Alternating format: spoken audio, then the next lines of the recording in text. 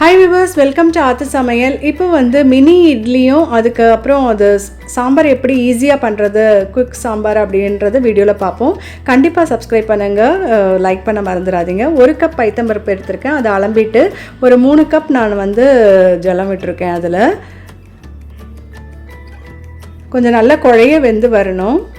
அதுக்கு தகுந்த மாதிரி நீங்கள் விட்டுக்கோங்க. இப்போ என்னென்ன தேவையான பொருட்கள், ஒரு பெரிய வெங்காயம், ஒரு தக்காளி, அப்புறம் கேரட், பீன்ஸ், அப்புறம் காரத்துக்கு நான் வந்து ஒரு பச்சை மிளகாய் எடுத்திருக்கேன். உங்களுக்கு காரத்துக்கு தகுந்த மாதிரி நீங்கள் எடுத்துக்கலாம். இது எல்லாமே ஒன்றா போட்டு இப்போ நம்ம வேக வச்சு எடுக்க போகிறோம். இன்னும் காரத்துக்கு சாம்பார் பவுடர் நான் வந்து போட போகிறேன். தாளிக்கிறதுக்கு தேவையான பொருட்கள், அதுக்கப்புறம் மஞ்சத்தூள், பெருங்காயம். சாம்பார் பவுடர்னுடைய லிங்க் வந்து டிஸ்கிரிப்ஷன் பாக்ஸில் கொடுக்குறேன், நீங்கள் அதில் போய் பார்த்துக்கோங்க. நீங்கள் எந்த பிராண்டு வேணாலும் சாம்பார் பவுடர் யூஸ் பண்ணலாம். எல்லாமே ஒன்றா போட்டு சட்டுன்னு ஒரு 2 விசில் விட்டு எடுத்து தாளித்து விட்டிங்கன்னா உங்களுக்கு சாம்பார் ரெடி ஆகிடும். அதே மாதிரி மினி இட்லிக்கு நீங்கள் அந்த மினி இட்லி பிளேட் விற்கிறது இல்லையா, ஸோ அதில் வந்து இட்லி பண்ணிட்டீங்கன்னா இந்த சாம்பார் விட்டு சாப்பிட்றதுக்கு ரொம்பவே ஈஸியாகிடும். நான் வந்து காரம் வந்து நான் கம்மியாக போடுறேன். உங்களுக்கு எவ்வளோ காரம் வேணுமோ நீங்கள் அதை வந்து நீங்கள் போட்டுக்கலாம். இது வந்து ரொம்ப ஈஸியாக சட்னி எப்படி பண்ணுறது அப்படின்றது தான் இந்த ரெசிபி. கொஞ்சமாக பெருங்காயத்தூள் போட்டிருக்கேன், அப்புறம் மஞ்சத்தூள், சாம்பார் பவுடர் எல்லாம் போட்டாச்சு. ஒரு ட்ராப் வந்து நீங்கள் நெய், நான் வந்து ஸ்பூனால் ஒரு 1/2 ஸ்பூன் நான் விடுறேன். நீங்கள் போட்டிங்கன்னா நல்லா குழைய வேகிறதுக்கு அது வந்து ஹெல்ப்பாக இருக்கும் உங்களுக்கு. இப்போ வந்து இந்த புளி நான் வந்து ஒரே ஒரு பீஸ் இது உள்ளரே நான் போட்டு விடுறேன். தனியாக நம்ம வந்து ஊற வச்சு அதை வந்து கரைச்சி விடணும்னு அவசியம் இல்லை. ஸோ இது வந்து கொஞ்சம் என்ஹான்ஸ் பண்ணி கொடுக்கும்.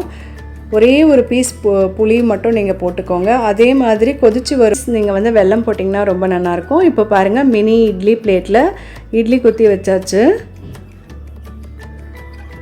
இப்போ வந்து இது 2 விசில் விட்டு நம்ம எடுத்தாச்சு. இப்போ இந்த மாதிரி நல்லா ஸ்மாஷ் பண்ணிக்கோங்க. நீங்கள் ஒரு விசில் வந்துட்டு 2வது விசில் வரும்போது கொஞ்சம் சிம்மில் வச்சுருங்க. இல்லாட்டி உங்களுக்கு மேலே அந்த விசிலுக்கு மேலே உங்களுக்கு அந்த பபிள்ஸ் வந்து கொஞ்சம் கொட்டுற மாதிரி இருந்ததுன்னா சிம்மில் வச்சிட்டிங்கன்னா உங்களுக்கு அந்த மாதிரி ஓவர்ஃப்ளோ ஆகாது. தேவையான அளவு தண்ணி விட்டுண்டு அதை நல்லா கலக்கி எடுத்துக்கோங்க. இப்போ தாளிக்கிறதுக்கு தேவையான அளவு எண்ணெய், கடுகு, கொஞ்சமாக சீரகம் போட்டிருக்கேன், கருவேப்பிலை போட்டு நீங்கள் அதில் விட்டுடலாம். கடைசியில் கொத்தமல்லி தூவி இறக்குனீங்கன்னா இப்போ சாம்பார் ரெடி ஆகிடும். சட்டுன்னு நீங்கள் எவ்வளோ சீக்கிரம் பண்ண முடியுமோ அது அவ்வளோ சீக்கிரம் இது பண்ணிடலாம். ஸோ அதனால் இந்த ரெசிபி உங்களுக்கு இப்போ நான் உங்களுக்கு சொல்கிறேன். தேவையான அளவு உப்பு போட்டு இப்படி கொதித்து வரும்போது ஒரு சின்ன துண்டு நீங்கள் வெல்லம் போட்டிங்கன்னா இன்னும் கொஞ்சம் இனிப்பாக நல்லாயிருக்கும். இப்போ ஹோட்டல் சாம்பார் ஸ்டைலும் நான் வந்து ஏற்கனவே அந்த ஹோட்டல் சாம்பார் நான் போட்டிருக்கேன். அதனுடைய லிங்க்கை உங்களுக்கு டிஸ்கிரிப்ஷன் பாக்ஸில் கொடுக்குறேன். இப்போ மினி இட்லி ரெடி ஆகிடுது. இந்த மாதிரி பிளேட்ஸ் தனியாகவே விற்கிறது. ஸோ இந்த மாதிரி நீங்கள் ஸ்டாண்ட் வச்சுருந்தீங்கன்னா அந்த தட்டு மட்டும் நீங்கள் வாங்கிட்டீங்கன்னா அதுலேயே இப்போது அந்த ஸ்டாண்ட்லேயே வச்சு நீங்கள் வேக வச்சு எடுத்துக்கலாம். இப்போ எல்லா இட்லியும் எடுத்துட்டு ஒரு பிளேட்டில் டிஸ்பிளே பண்ணிவிட்டு அது மேலே இந்த மாதிரி சாம்பார் விட்டு கொடுத்தீங்கன்னா ரொம்பவே சூப்பராக இருக்கும்.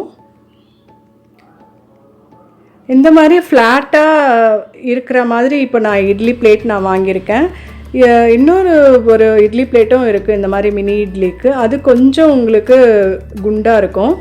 எது உங்களுக்கு இஷ்டமோ அதே மாதிரி நீங்கள் வாங்கிக்கோங்க. மேலே நெய் விட்டு கொடுத்து சாப்பிட்டோம்னா சூப்பராக இருக்கும். நெக்ஸ்ட் வீடியோவில் உங்களை வந்து சந்திக்கிறேன். இதுதான் 4 பங்கு இட்லி அரிசிக்கு 1 பங்கு உளுந்து எடுத்து நீங்கள் அரைச்சி நீங்கள் செஞ்சிங்கன்னா ரொம்பவே டேஸ்ட்டாக நல்லாயிருக்கும். நெக்ஸ்ட் வீடியோவில் சந்திக்கிறேன். தேங்க்யூ.